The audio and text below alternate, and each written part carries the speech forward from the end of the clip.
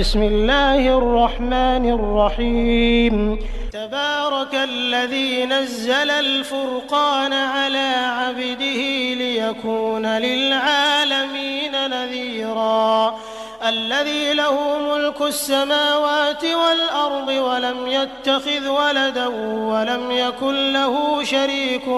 في الملك وخلق كل شيء فقدره تقديرا واتخذوا من دونه آلهة لا يخلقون شيئا وهم يخلقون ولا يملكون لأنفسهم ضرا ولا نفعا ولا يملكون موتا ولا حياة ولا نشورا وقال الذين كفروا إن هذا إلا إفك افتراه وأعانه عليه قوم آخر